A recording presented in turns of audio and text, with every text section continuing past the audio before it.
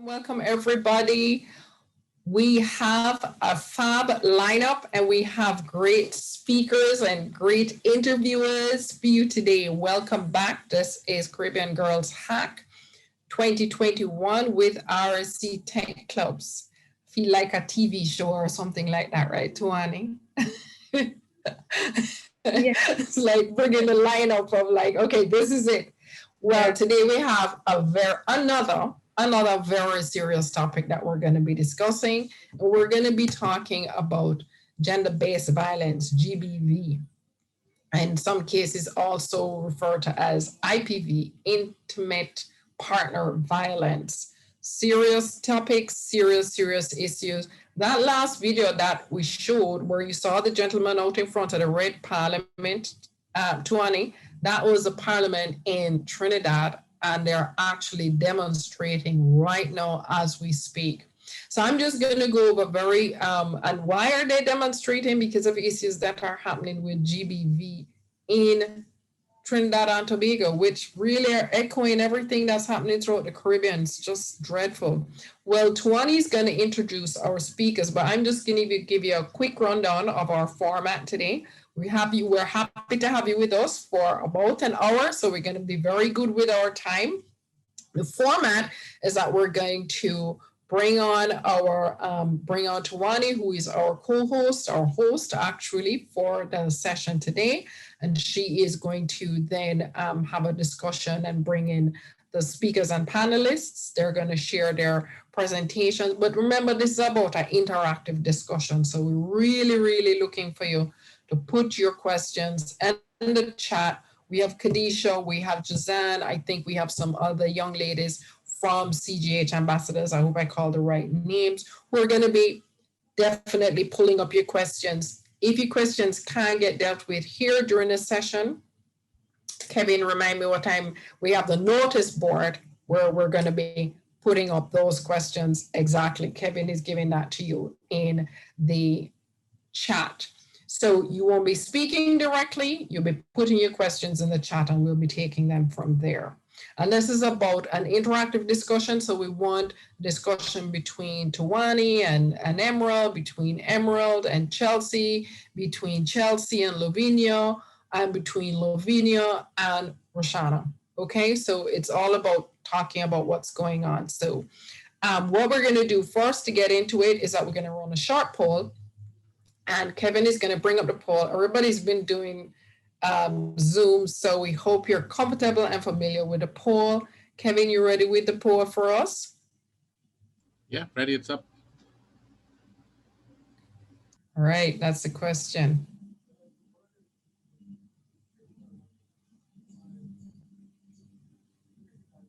Have you been involved in awareness activities on gender-based violence in your country? Have you ever? This is the first time. So you're getting a lot of material here, Emerald, or Pink Parliament colleagues. We have see the amount of work that they will have to do. All right. I think we have a little more time.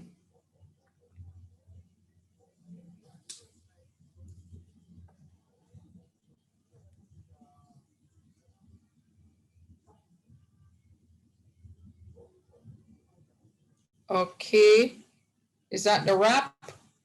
Yep, that's it. Wow, so we have 31% that have been involved in GBV activities before. Even awareness building, 69% said no. Hopefully we get a different figure after this event in terms of what you're going to create for the hackathon. So we're very happy to have you here. We've been having couple hundred people. Today is our third day, and I'm handing over to Tuani. Welcome, Tuani. Thanks, Nicole. Hi, everyone. So today our speaker is Emerald Alves. She's a member of the Pink Parliament. She's also a volunteer with the Women and Development Unit of the University of the West Indies Open Campus. She also has an interest in human rights related matters, and this exemplified her academic pursuit in relation to constitutional law, human rights, and gender studies. As a part of our panelists, we have Chelsea Wright, who is the co-founder of Girls Who Know. Girls Who Know is a sexual reproductive health rights initiative that presents the message of comprehensive sexuality education by use of various platforms. On our panelists, we also have Lavina Shaw, who currently leads the Women of Destiny's second mentorship program, launched August 2020 with the Little Big Sister mentorship program. She also works with the Government of Jamaica, Ministry of Education, Youth and Information as Youth Club Assistant within the parish of St. James. Another member of our panelists is Roshana Trim, who is an Caribbean advocate. She also found her voice in the Barbados National Youth Parliament. Roshana has been involved in the youth-led organization for the Caribbean Regional Youth Council. She also serves as a program coordinator where she also co-founded the Pink Parliament Initiative. She's a 2019 IMF Youth Fellow, and we all welcome you here. So, Emerald, would you like to begin? Sure, thank you very much. Let me just share my screen. No problem.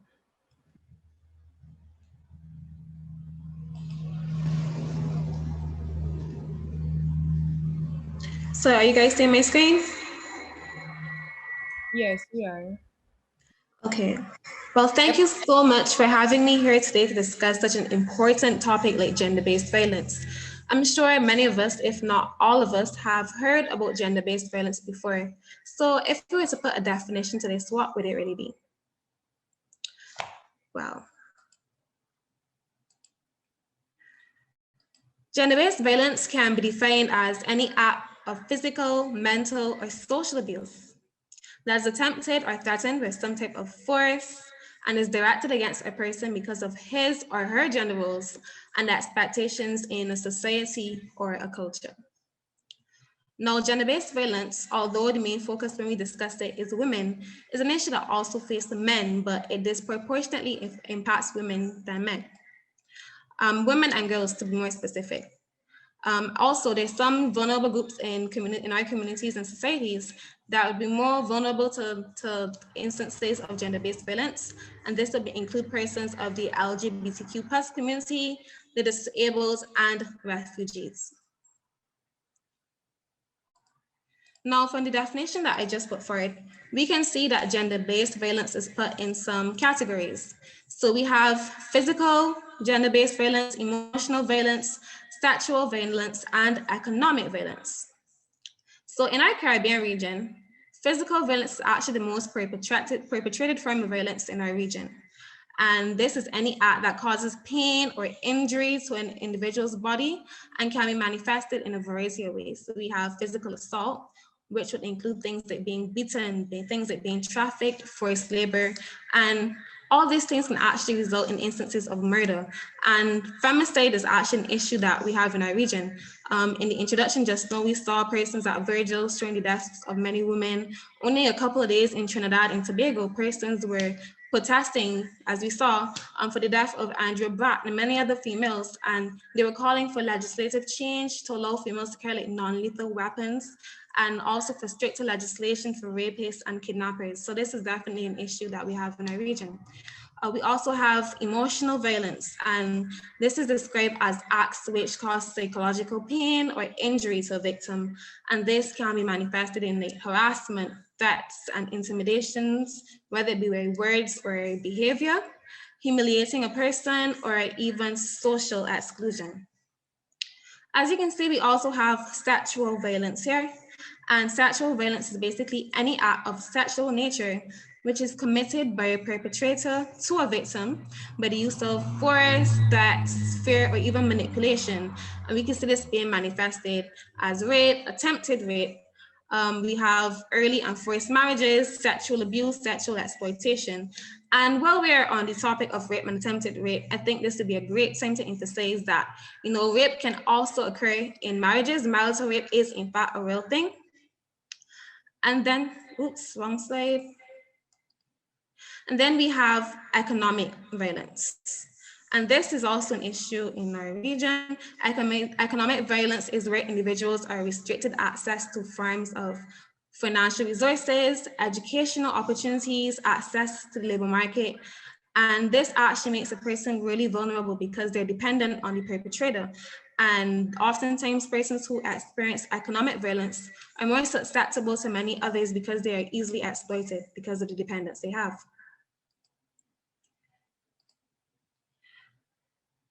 Well, before we get to her, in the current COVID-19 pandemic, the issue of gender-based violence has definitely been compounded. And this is because people are confined to their homes. They're spending more time together. There's increased stress associated with the pandemic, and more persons are being put out of jobs. This is making them more vulnerable to economic abuse. Then there are some persons who have lost their jobs and act out by perpetrating violence. So we are definitely seeing an upsurge in violence and gender-based violence in the region and throughout the world, actually. And oftentimes, some of this violence goes unreported, and there's so many reasons that this may result. Some persons have physical or psychological trauma. They may be afraid of retaliation by the perpetrator. They may even feel ashamed or blame themselves for being abused. Some persons also believe that persons may not believe them if they report instances of abuse, or they would believe that the police officers won't take them seriously. So this is a very multifaceted issue. So now we move on to some statistics in the Caribbean. So we see that 1 in 3 Caribbean women is beaten, coerced into sex, or otherwise abused by an intimate partner in the course of her lifetime. We also see 30.4% of females in the Caribbean report high rates of fear of sexual assault as compared to 11.1% in males. So this really brings home the fact that this issue really disproportionately impacts females. 3 of the top 10 recorded rates in the world have occurred here in the Caribbean. And also women indicated that higher levels of fear of being killed, as this was 35.4%, as compared to 32.8% among men. Now, there are many implications that can arise as a result of gender-based violence. We have implications to the victim, and also implications to the entire society. But first, we'll talk on that of the victim. So we have physical effects, psychological effects, and economic and social effects. So in relation to physical effects, we see that individuals can suffer from injury. In some instances where there's sexual abuse, persons may receive sexually transmitted infections, and in some instances, unwanted pregnancies. There's also psychological effects. The persons may be stressed, suffer from anxiety, post-traumatic stress disorder, loneliness, develop some other form of mental illness, or they may blame themselves or feel ashamed of being victimized. We also have economic and social impacts on the person. So an individual who is abused oftentimes is more vulnerable to other forms of gender-based violence. They may lose their job as a result of absenteeism as a result of violence. And this is a major issue for our region if we are speaking of gender-based violence, because in the Caribbean, most of our households are matrifocal, and a lot of women are the breadwinners in their household. So if women lose their income generating power as a result of violence, then this has implications not just for them, but persons who are dependent on them, whether it be their children or elderly parents. Okay, so now we look at some of the societal implications of gender-based violence. So we see that this can add an additional burden to the healthcare system, the welfare system, and even the judicial system. Because of course, if persons are, say, injured by any form of violence, then they would have to seek assistance from the healthcare system. if an individual escapes from a situation where they are being abused and they then need to get assistance from the state, then they have to utilize resources to assist them. And then also on the judicial system in relation to punishing those persons that are perpetrators. So when there are high instances of gender-based violence, then these things become a major issue. We also see that gender-based violence is a hindrance to the economic stability of a region or a nation, because persons who are victims may lose productivity, and this has a correlation to their inability to participate in the development process of their country, and this can impact the sustainable development of the country and the region as a whole. So is a multifaceted issue. So at this point, we need to understand that gender-based violence is not just an issue of the individual or family, but a problem that impacts the community and the society on a whole, and it's our problem. And that's something that our leaders in the nation needs to understand, that policymakers need to understand that this is a real and severe issue in our region. Thank you.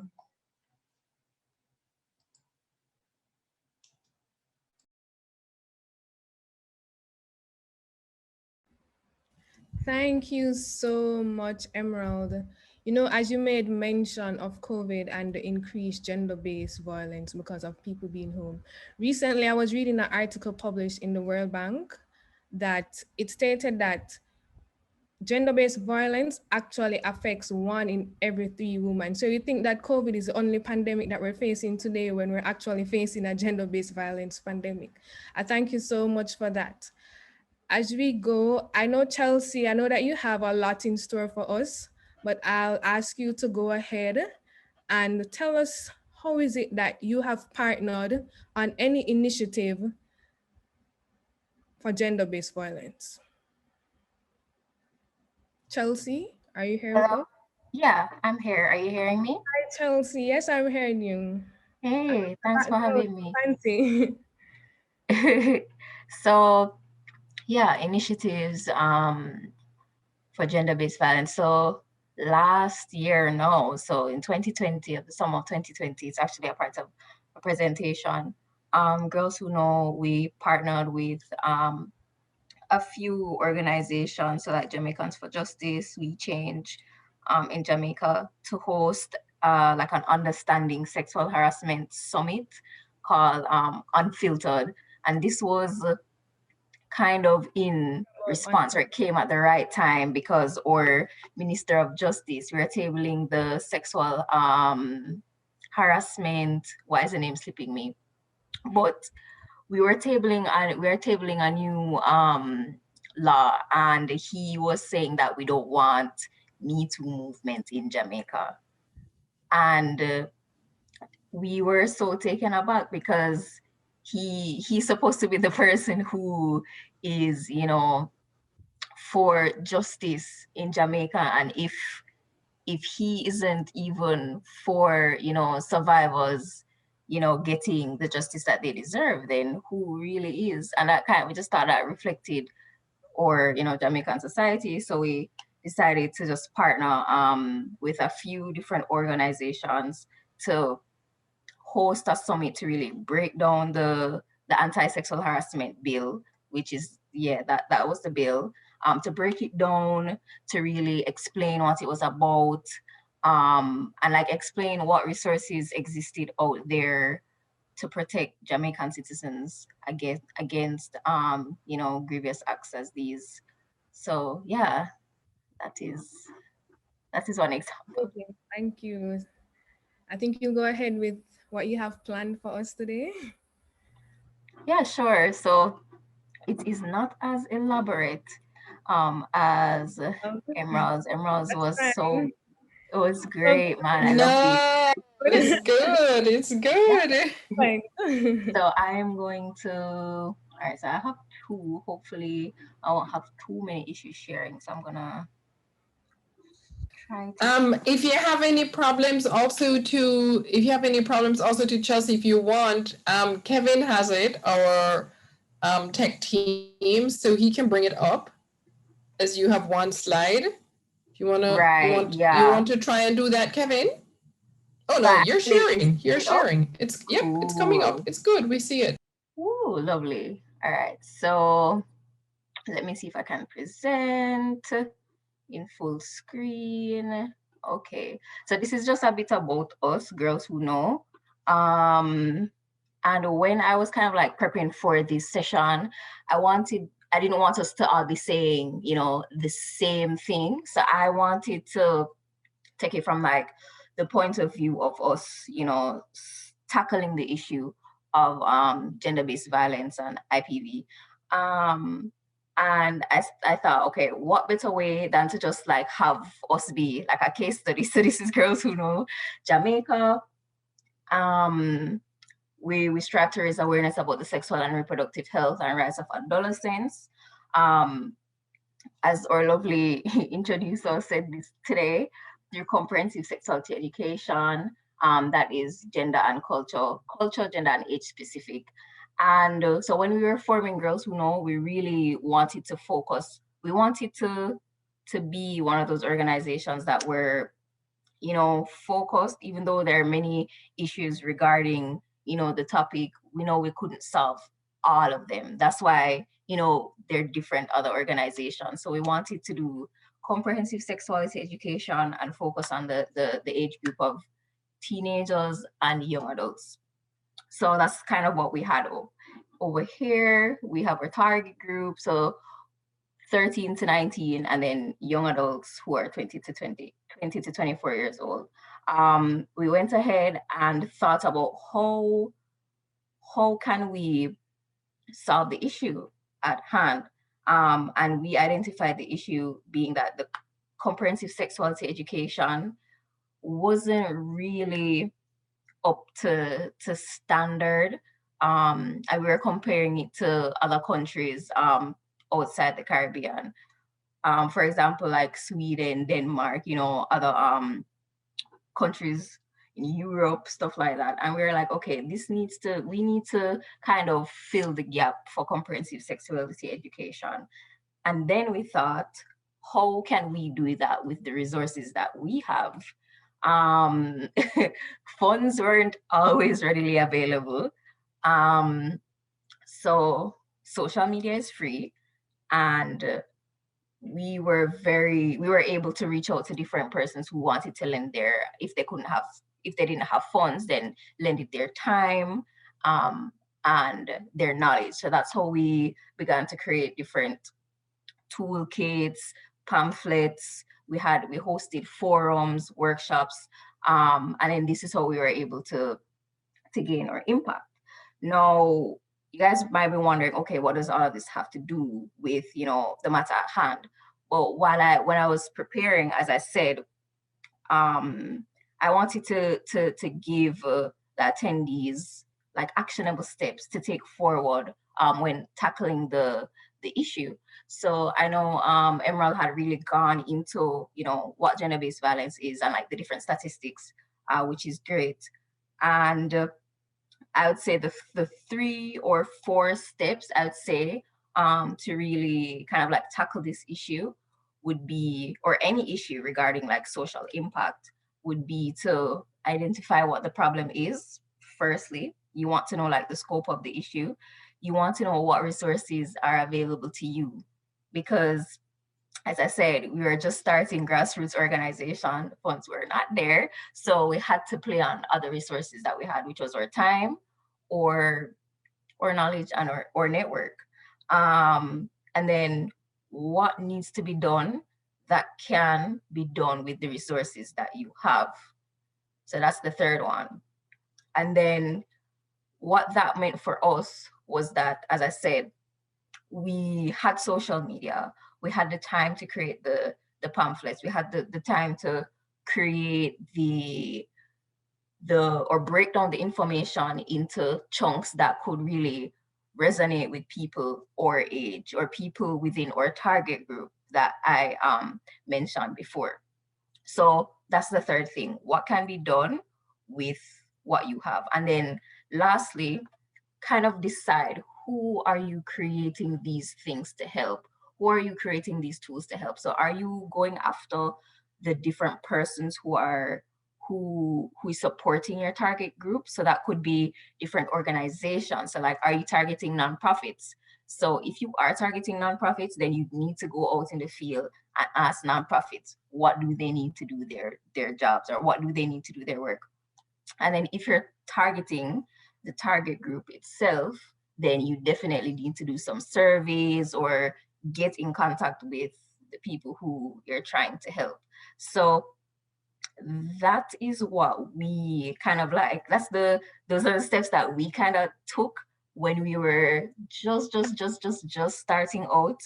And then as we went on, we definitely learned more, learned a lot along the way, and like went on to like draw information from different organizations who were, you know, well seasoned.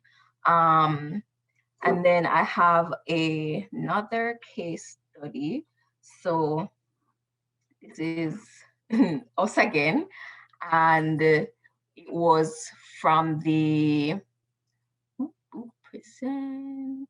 It was from our sexual harassment summit. So we kind of broke it down, and this is just more kind of like targeted to like a certain thing. So we broke it down into, you know, who we're going to target. What are we going to do to solve the issue at hand? Where, like the logistics, where, what, where, when, and then the why. And then the why is something that I wanted to ensure that like people really get, because your why is very important, because that is what's going to really drive everything that you do.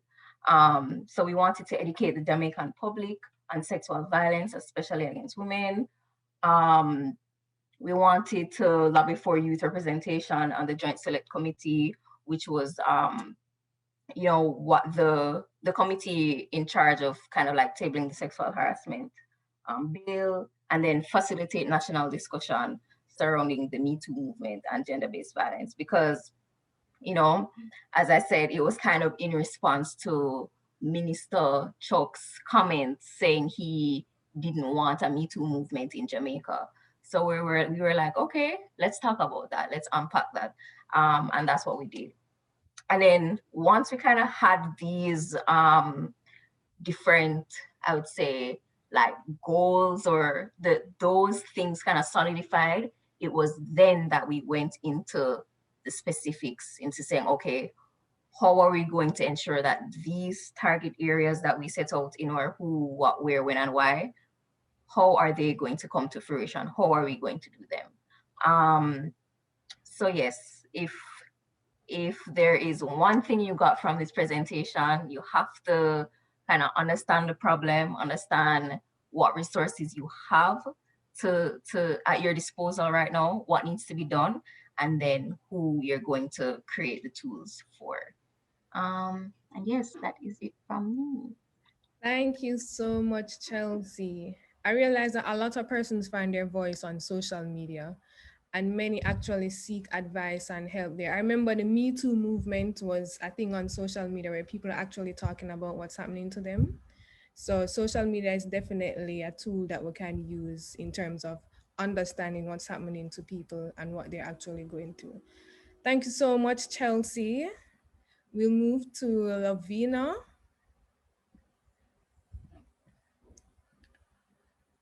Lavina, I'm able to hear you.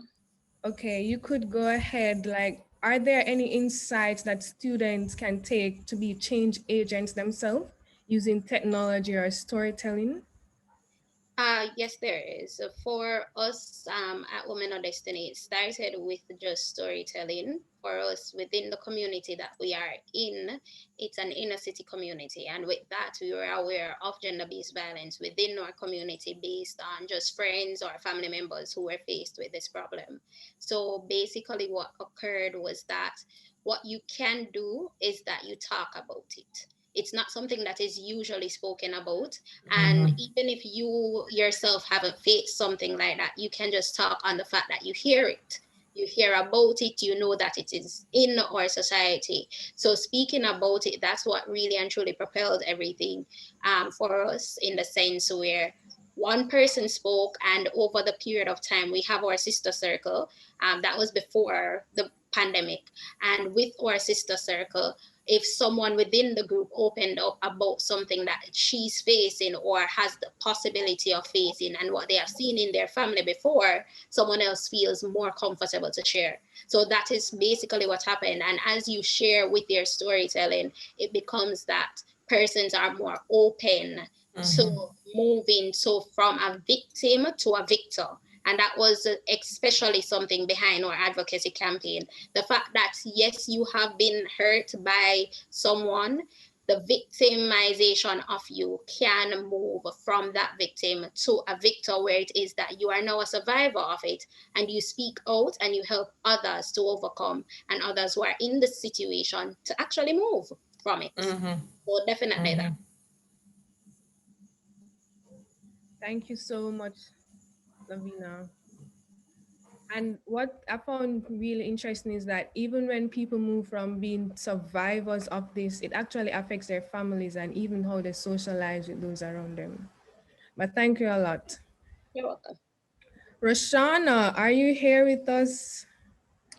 Yes, I am. Hi, good night. Hi, good night. Good to have you. Thank you. So, what kind of activities have been most rewarding to address the gender-based violence solutions? So in a Pink Parliament context, and we really focus on empowering young women to activate their agency in order to be advocates, but also to aspire towards career in politics, because women account for 50% of the population, but they're underrepresented in our cabinets, in our senates, just in representation across the region and indeed across the world. And so for Pink Parliament, one of the most touching things that I saw would have been last cohort, we held a session on gender-based violence. And initially, the first session that we held on it, we held several sessions. The first session that we held on it, we brought a psychologist to speak about it. And ultimately, we always have this plan of what is going to happen throughout the cohort.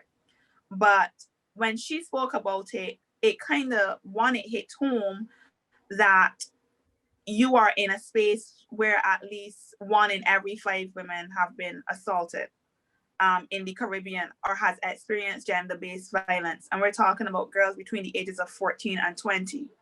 And that was the first thing. And they spoke very openly about their experiences, and they were able to identify with each other, but also to feel as though they are not alone. Because oftentimes when women experience gender-based violence, we don't feel as if it's something that we can share. You feel ashamed, you feel scarred, and for some you feel, I want to say, damaged, and you feel like damaged goods. And there's something extremely empowering about being able to open up about that trauma and being able to talk about how you feel and to share that with other women. And then we had another session for the girls about gender-based violence and what gender-based violence is, because we often don't have discussions. And like Emerald said, and that was a really good presentation, when she spoke about marital rape, it was only recently that I think Jamaica accepted or passed a law that recognized rape between a married couple, and they recognize marital rape. But we also don't realize that once you say no, you can withdraw consent at any time. And once you say no, whether that person is your boyfriend or your husband, no means no, and it's a complete sentence, you know? So for Pink Parliament, I think at the moment, our most rewarding thing has been to educate young women on what is rape, to allow them a safe space to express themselves and to share and to unpack and to offload. And as well as to be able to speak openly about how they feel and the things that they see as being integral to responding to gender-based violence. So that's where we are currently as it relates to responding to gender-based violence and engaging the young women that we work with. Thank you so much. And how do you think women have taken actions, and what more do you think needs to be done?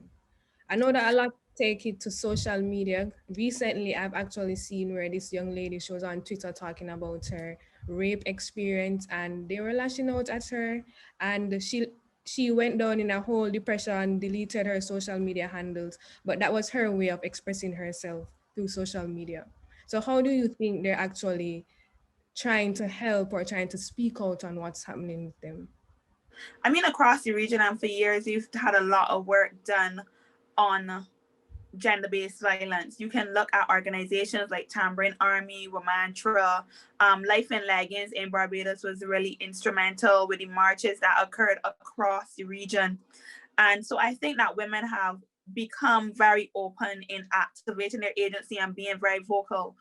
Also on social media, what I've been seeing, particularly on Twitter, has been this need to educate and this need to share experiences. So just recently there was the time when everybody was saying you were like, I was 13 and he said it was just a kiss, or I was 18 and he said I was overreacting. And then you see women actually, I want to say, naming and shaming their abusers, but not only naming and shaming and then falling back. Like, other women also come forward and say, well, this has been my experience. And once again, it gives you a sense that you are not alone. But it says that just like it has been noted by organizations like the United UN Women and the World Health Organization, that in the Caribbean and across the world, gender-based violence is the shadow pandemic. And you talked about it earlier. Definitely. And so that really means that now we have to take it a step further. And Pink Parliament facilitated a session with Kamina Johnson Smith from Jamaica, one of the ministers. And she said something that has stuck with me. And she talked about the power of the pen and the ability to provide legislation. And I think now it has to go. And I applaud the ladies in Trinidad. I stand with them all the way as it relates to advocating for legislation that protects women. I think it's frustrating as young women across the region to have to continuously put my trauma on display to say to you that this is my reality when I've been saying it for years, but also two, to have to negotiate my space in a country in which I give service, I pay taxes, and I account 50% of the population. And I think it's, for example, it's on leaders, whether male or female. I think it's on policymakers and agents to not back down and not to do things that are cowardly. For example, having a referendum on abortions or having a referendum on things that really and truly impact women and their ability to exercise their autonomy and their ability to exist peacefully within communities that are supposed to serve them. Definitely. I know the chat must be going on with questions.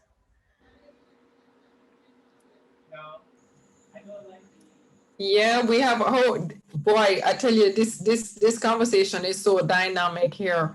Ladies, thank you, Antoine, so much. Lavinia was talking about having small groups, the approach that they use. Lavinia, I keep pronouncing your name wrong. And we're hearing so much from all our different speakers. Well, yeah, we really don't want to get the questions in because the questions that are coming in from these young ladies, do we have Khadijah with us to bring forward some of our questions? She won't be able to join us, but you can read them off if you want. Okay, all right. Let me go ahead and take a hit on the questions. So I am going to bring up one of the questions. Okay, somebody says, Shreya says, what are the organizations they can join? What are some of the organizations they can join from early to make a change? And what are the best solutions to GBV? So you want to put that to any of your panelists or your speaker, Tuani? I'd really love to hear from Lavina. Would you like to share with us? Most definitely. For organizations, for here in Jamaica, I know specifically we have the Victim Service Unit, and that is basically adjoined to the government itself. Otherwise, from a government agency that caters towards advocacy and gender-based violence and education of it, mobilization of persons going out and actually helping survivors or victims of this. What you can also do within your country specifically, you research who is actually standing out and stepping out for elimination and prevention of this pandemic. And also, if it is that you're willing and you are able, you can start it yourself. Because at the end of the day, it's up to us to be that change agent. For, as Chelsea said, starting a nonprofit, you start on zero. And it's just that over the period of time you build. Because if it is that as one young lady you're stepping out for gender-based violence, there is definitely more who are against it. There is no one as a young lady who is for gender-based violence. So for us here at Women of Destiny, if it's one thing that we have realized, we stepped out on an act saying that, okay, this is something that we see here, but this is something that we want to take over all of Jamaica when it comes on to the advocacy campaign. And that is something that was possible on just the basis that for us, we moved. So if you want to do it, you can do it yourself. Or if you want to just join with someone else, you can just research, see which organization, which entity within your country is actually doing something like this, and go to them and see how it is. Because I know for the Victim Services Unit in Jamaica, when we stepped out with our I Am Her advocacy campaign, which literally means I am healthy, ethnic, and revolutionary. And that revolutionary part is a very, very strong basis of the whole campaign itself. It's after we started that Victim Services came to us. So at the end of the day, it's you stepping up to be that change agent that you want to see. Because with all of us working together, it reduces the numbers that we are seeing currently. Thank you so much for that, Lavina. I see Chelsea is nodding our way. Chelsea, would you want to add to that? No man, like Lavina really said it. Just if you're passionate enough and you have people who are you can rally around to even do, it doesn't have to be something big or extravagant, or you don't have to call it a organization, but you can just do something, do an act, as Lavina said. Definitely. All right, thanks, Chelsea. So there's a question from Sarika Bansi. I'm sorry if I'm pronouncing your name incorrectly. She said, do you think alcoholism has a direct link to gender-based violence? For example, if perpetrators are suffering with alcoholism and are under the influence at the time of attacking? Emerald, would you like to go ahead? Sure, and I would definitely say yes. Alcoholism is a mental illness. I'm not justifying it, but these things sometimes impair a person's judgment at the time. So, of course, it would encourage or increase gender-based violence. But I think it would be really important for anyone who would be in such a situation would be to attempt to get out, because, as I said, mental illness. I mean, alcoholism is a mental illness, and that is something I feel in our region we don't understand. We just think, oh, they're drinking, but is a deep-rooted issue, which, as I said before, definitely has a correlation to gender-based violence.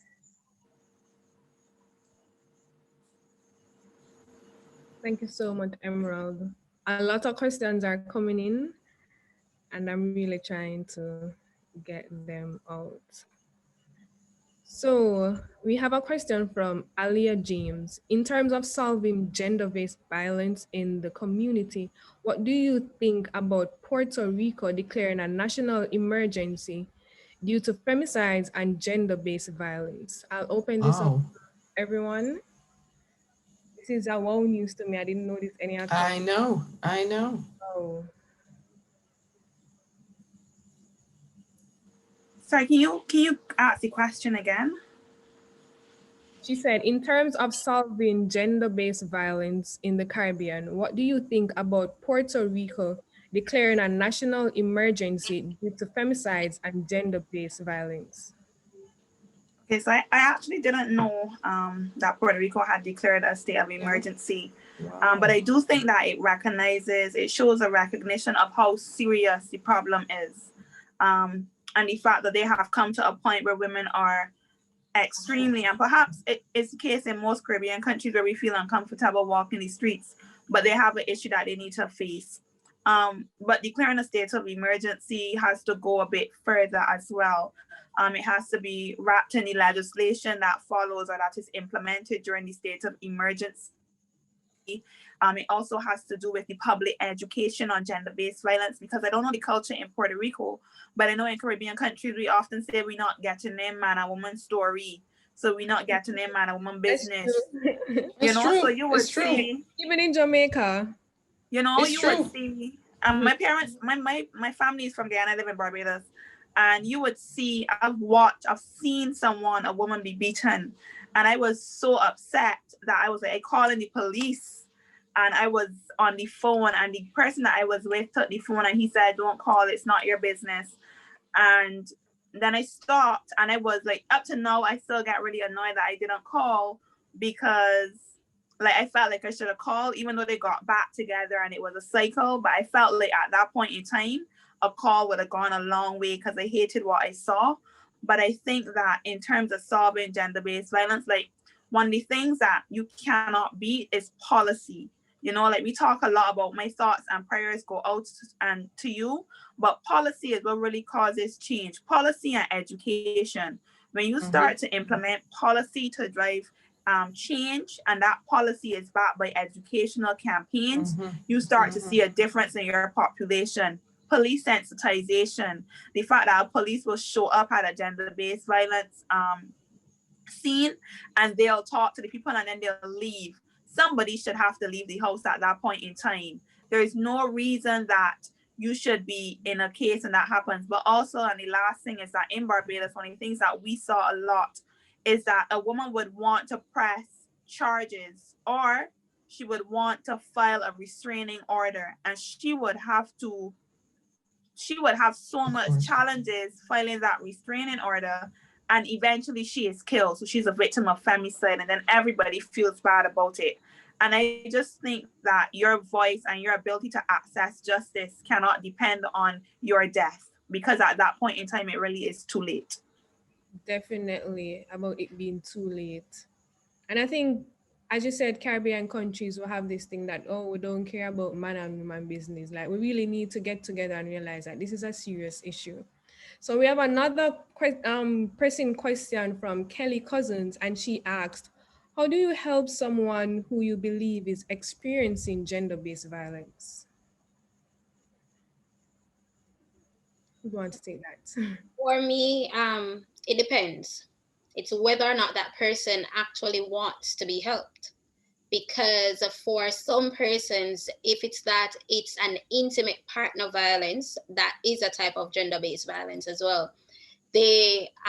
Some women are filled with fear, in the sense where they, as our fellow was just saying, is that there is no source of policy out there. They go to the police, report it. Police might just tell them that they just need to shut up about it. They need to leave it alone, and so on. So because of so much fear behind it, they actually don't even recognize it as something that is wrong.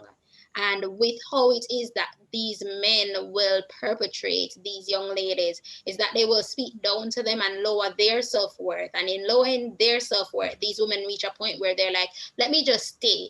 Let me just put up with it. So it's whether or not the person wants to be helped. After that, if it is that that person seeks help, you go out in whatever way. If there is a service unit within your country or your community, you go out and you speak to them about it. Because after overcoming that aspect of actually stepping out and speaking out about it, which is very hard for most women, is to even say that I'm going through all of this. That is a big hurdle for them. After that, they need counseling. They need someone to actually talk to them about it, not to pass on any judgment to them about the situation. As I just spoke about the fear, some persons I know in Jamaica, if it is that you say to someone that you stayed in the relationship, people judge you. And they're like, why would you do that? Are you crazy? Instead of really and truly understanding that this person stayed in the relationship on the basis that I was just scared. If for some persons who undergo gender-based violence are actually with persons who are within the law. There are policemen and soldiers who are doing this. They have licensed firearm.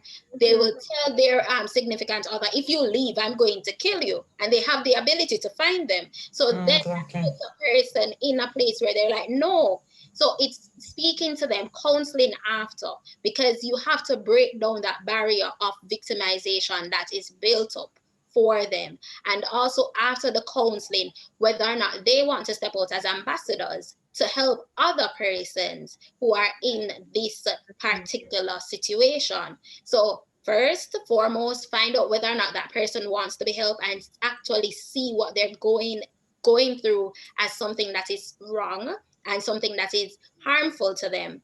And otherwise, from that, you move from that place once it is they do need the help, whether you can source some form of counseling for them or within the government system that you have, if there is any policy or any service unit that you can reach out to identify that this person has gone through this, they want to move forward, and how it is that you can actually go about it. Thank you so much, Lavina. I see Roshana had her hand raised. You could go ahead. Yeah, I also wanted to add that sometimes persons don't recognize initially that they're in an abusive situation and want to get out. And one of the easiest things to do is to judge and or to say, no, well, you don't want to get out. That's your business. Get good.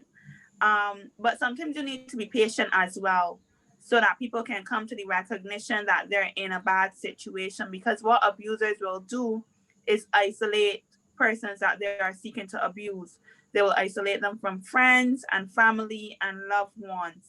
And sometimes at the point in time when that person wants to get out, everyone has turned their back on them. So I'm not going to answer your calls. I'm not going to answer your messages.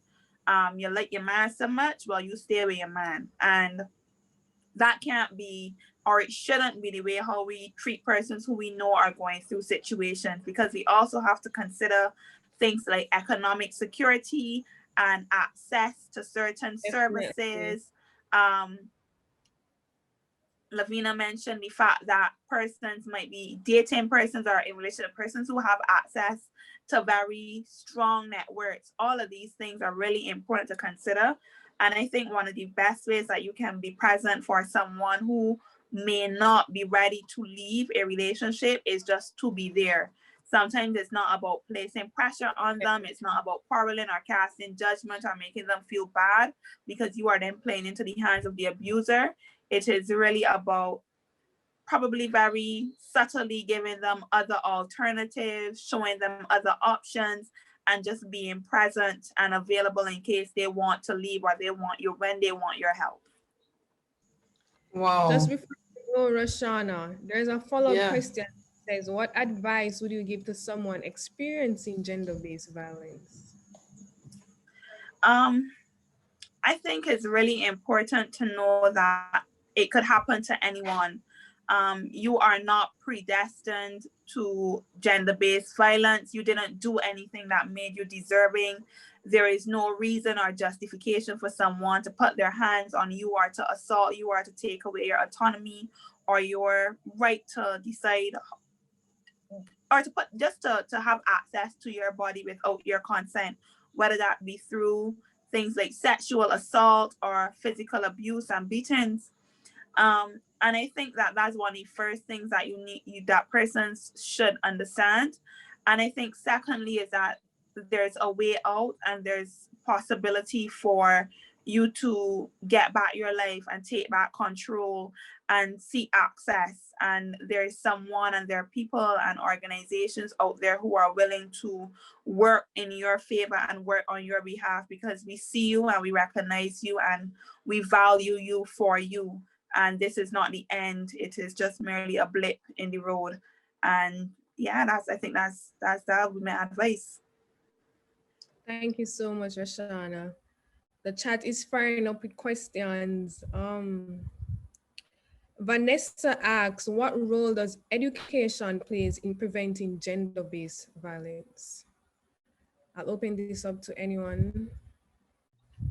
I guess I can jump in quickly here, because this is a topic that I'm very passionate about, seeing as that as a teenager, this is something that like I saw face to face, where students in my year group were just completely just unaware or just disregarded women. So I feel like education plays a really important part in the attitudes of just people in general, men and women, how we view ourselves as women and how men view us. And I think that's one of the reasons why we kind of focused more on like comprehensive sexuality education, because we felt like that is at like the root of it all, the issues. I would say the rape culture that we see, um victim blaming, you know, everything. So education is like the first step. Thank you so much, Chelsea. Thank you so much to our panelists and our speakers. Nicole, I'll hand over to you currently. Wow, thanks, Twani, Emerald, Lavina, Chelsea, and Roshana. Geez, so much for us to really just focus in on, right? And it's not, I mean, especially when as you pointed out, Twani, that this is a pandemic that has been going on, and it's like we're just cool with it, you know. It's just like, but it's getting worse and worse and worse, and it's also getting worse because it's being normalized, you know, of us not paying attention to it. We really want to recognize so many people who have sent in their questions. What we're going to do with your questions, those that haven't been answered here, we are going to be answering your questions on the notice board. So please look back on the notice board that is being sent to you by email. Remember, you have to check your spam. But I have a question still, actually, if you let me, Tawani, to put out to our speakers and panelists. We've spoken about, you know, this hackathon is for the girls really to also think about what kind of creative um, and yesterday, somebody pointed out that something new doesn't always have to be never been done before. It's just that you're doing it in a different way, right, Twani? So, what kind of creative ways? Because, yeah, you know, Chelsea, you spoke a lot about social media, how social media is used. But it's almost like sometimes, so I think we see a lot about GBV things just around 16 days of activism, you know? And then it like really drops off. And 16 days of activism, we'll see things on the news, we'll see stories in the newspaper, we'll see short videos, we'll see a lot of traffic going on around those topics on social media, right, Tony? But what happened to the rest of the time? So if anybody can just say a bit about what they found that has been most effective in that regard, and then we're gonna do a wrap. I guess continue. Go ahead. So I was gonna jump in and say, I think I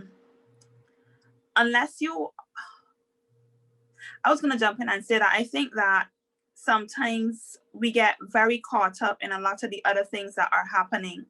And so you have so many other days of recognition going on and so many other things going on that we often don't tune into gender-based violence, and we don't talk about it until something happens. So for example, until we find that there's a lot of rape happening, a surge of rapes or femicide or that kind of stuff, or something happens that triggers online outrage.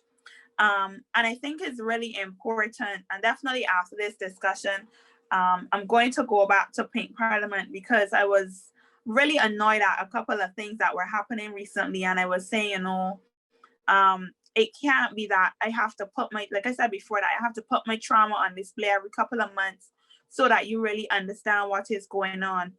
I remember when Life and Leggings happened in Barbados and we did the march, people were like, oh, y'all making a big deal out of nothing. And there was this thing that came up called Eggplant Diaries that kind of took away from Life in Leggings by starting talks about abuse with men.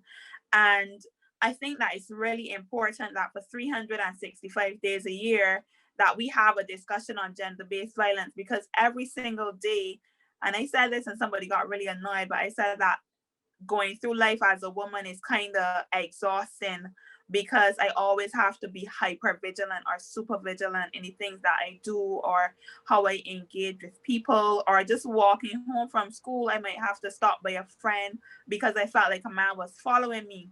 Which means that if 365 days a year, and I might what people say, aren't you tired having gender discussions? And I say to them, 365 days a year, I am a woman. And therefore, 365 days a year, I have to navigate these things. So 365 days a year, this should be a discussion. And I'm going to talk about it because this is what I live in. But I do think that some other organizations, and I see Womantra, there are other organizations, Family TT, Womantra, Tambourine Army, Life and Leggings also does awareness.